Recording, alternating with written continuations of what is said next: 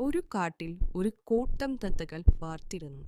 വളരെ മനോഹരമായിരുന്നു അവയെ കാണാൻ. പകൽ സമയങ്ങളിലെല്ലാം അവ തൊട്ടടുത്തുള്ള വയലിലേക്ക് ഭക്ഷണത്തിനായി പോകുമായിരുന്നു. വൈകുന്നേരമാവുമ്പോൾ അവ കാട്ടിലേക്ക് തിരികെ പോകും. ഇത് കൃഷിക്കാർക്ക് വളരെ ബുദ്ധിമുട്ടുണ്ടാക്കി.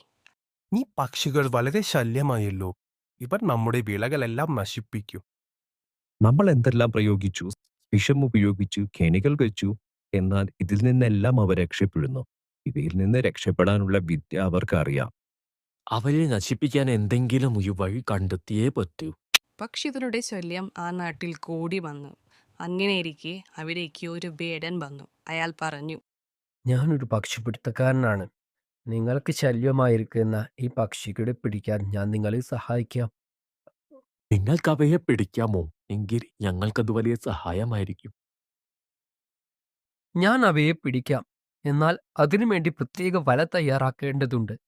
നിങ്ങൾ നല്ലൊരു തുക വാഗ്ദാനം ചെയ്യുകയാണെങ്കിൽ നിങ്ങൾക്ക് ഞാനത് ചെയ്തു തരാം. ഞങ്ങൾക്കത് സമ്മതമാണ്.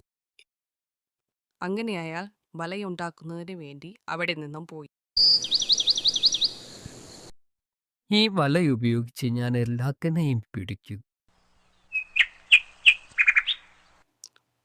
തത്തകൻ എല്ലാ ദിവസവും പോലെ തന്നെ അന്നും പാടത്തേക്ക് പറന്നിറങ്ങി അവിടെ വെച്ചിരിക്കുന്ന കെണി അറിയാതെ അവ ആ കെണിയിൽ അകപ്പെടുന്നു. വളരെയധികം ശ്രമിച്ചിട്ടും അവർക്ക് ആ കെണിയിൽ നിന്നും രക്ഷപ്പെടാൻ സാധിച്ചില്ല. തത്തകളുടെ നേതാവ് മറ്റു തത്തകളോടായി പറഞ്ഞു, കൂട്ടുകാരെ, നമ്മൾ കുടുങ്ങിയിരിക്കുന്നു. നമുക്കിതിൽ നിന്നും രക്ഷപ്പെടണം. അതിനായി വേട്ടക്കാരൻ വരുമ്പോൾ നമുക്ക് അനങ്ങാതെ ചത്തതുപോലെ കിടക്കാം. അയാൾ പക്ഷികളെയെല്ലാം ചത്തെന്നു കരുതി പുറത്തേക്കെറി. അയാളിത് വിശ്വസിക്കുമോ?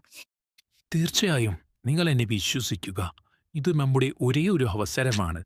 അയാൾ ഓരോ പക്ഷിയെയും ചത്തെന്നു കരുതി പുറത്തേക്കെടുത്തെറിയും.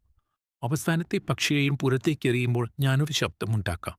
അപ്പോൾ നമ്മളെല്ലാവരും ഒന്നിച്ച് ഇവിടെ നിന്നും പറന്നുയരണം. അങ്ങനെ നമുക്ക് ഇവിടെ നിന്നും രക്ഷപ്പെടാം. തത്തകളുടെ നേതാവ് ആവശ്യപ്പെട്ടതുപോലെ തത്തകളെല്ലാം അനങ്ങാതെ കിടന്നു. കുറച്ചു കഴിഞ്ഞപ്പോൾ വേട്ടക്കാരൻ വന്നു. അയാൾ ഓരോ പക്ഷിയെയും കയ്യിലെടുത്ത് നോക്കിയതിന് ശേഷം ദൂരേക്ക് വലിച്ചെറിഞ്ഞു. അങ്ങനെ അവസാനത്തെ പക്ഷിയും നിലത്ത് വീണപ്പോൾ നേതാവിന്റെ ശബ്ദം കേട്ടയുടൻ നിലത്ത് വീണ പക്ഷികളെല്ലാം പെട്ടെന്ന് പറന്നുയരാൻ തുടങ്ങി. തന്നെ കബളിപ്പിച്ചുകൊണ്ട് മുകളിലേക്ക് ഉയർന്ന പക്ഷികളെ അയാൾ വിഷമത്തോടു കൂടി നോക്കി നിന്നു. നേതാവിന്റെ ബുദ്ധിയും ഒത്തൊരുമയും കാരണം പക്ഷികളെല്ലാം വലയിൽ നിന്നും രക്ഷപ്പെട്ടു.